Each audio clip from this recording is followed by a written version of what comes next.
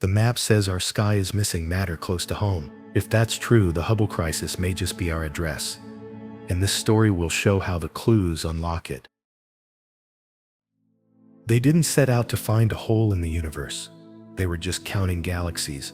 Ordinary light from extraordinary distances, traced through near-infrared skies where dust no longer hides the pattern of creation. Each point was a fossil of brightness, a record of where matter once gathered before it thinned out again. Keenan, Barger, and Cowie spent months turning raw survey data into a map. Not of stars, but of absence. The result looked wrong.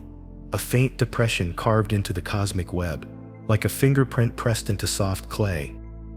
When they compared their counts with cosmological expectations, the numbers refused to behave. Nearby, the universe seemed lighter, almost 20% less dense than the long-range average.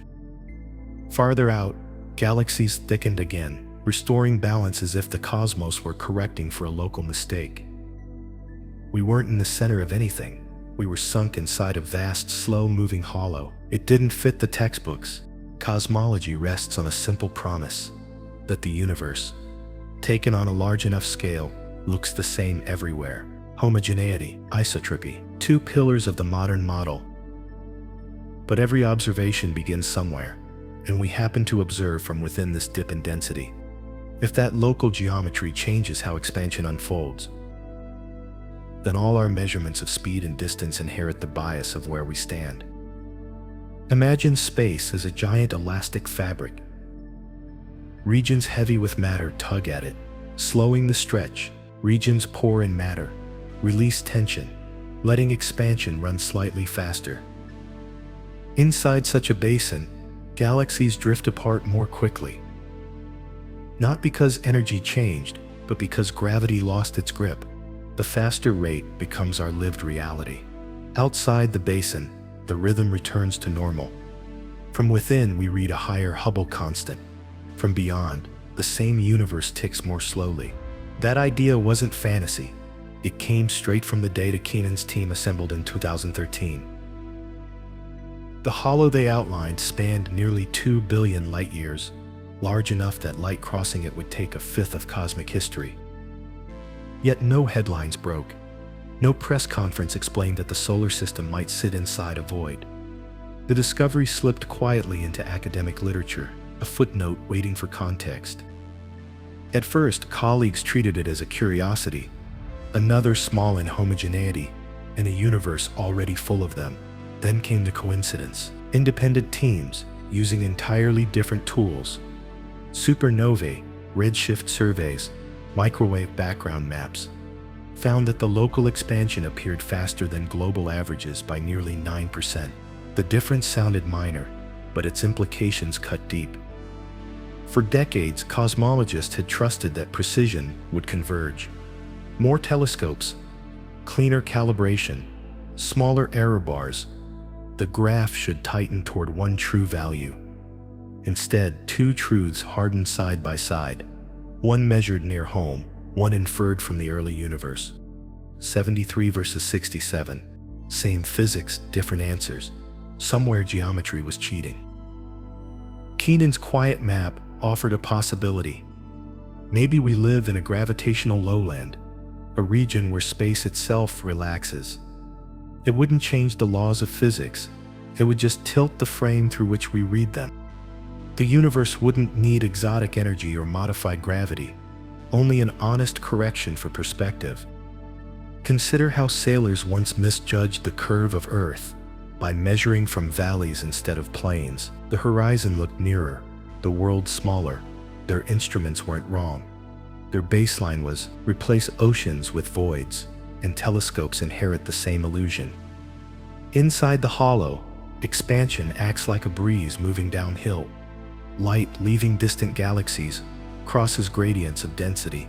Its redshift grows not just from time's passage, but from the slope itself. When we interpret that shift as a universal rate, we fold our own neighborhood geometry into the answer. The paradox, the Hubble tension, may therefore be less a crisis of theory than a mirror held at the wrong angle. Even so, scientists hesitate before blaming location. The cosmological principle has survived every challenge since Einstein wrote it into the fabric of relativity. To admit that our coordinates matter feels like retreating from elegance back into provincialism. But the evidence refuses politeness. Galaxy counts, peculiar velocities, and bulk flow maps all hum the same faint note of asymmetry. Something in our vicinity is expanding too fast. Picture a bubble inside a vast foam. From its center, every wall seems to flee more quickly than theory predicts. From outside, nothing strange appears at all. That is what the KBC map implies. A structural defect, hidden in plain sight, large enough to distort the cosmic metronome by a few beats per billion years. If true, the paradox turns intimate. Our telescopes, our constants, even our estimates of age, become products of geography. The universe might not be 14 billion years old, but a little less, its timeline compressed by where we stand. Cosmology becomes less like absolute law and more like weather, predictable globally, variable locally. When the paper appeared, its modest figures carried subtext powerful enough to rewrite perspective. A 2 billion light-year underdensity means gravity itself is thinner here. Time flows fractionally differently.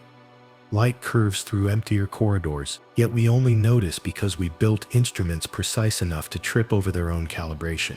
In every sense, the void discovered us. Skeptics pointed out that cosmic structure naturally forms filaments and gaps.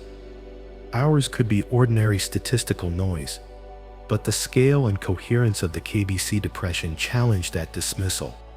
Statistical noise doesn't line up with independent indicators, nor mimic the magnitude required to shift Hubble's constant by several percent. Over the following decade, the idea matured in silence. Observers recounted galaxies using deeper surveys. Theorists ran simulations to see if such a void could exist under standard cosmology.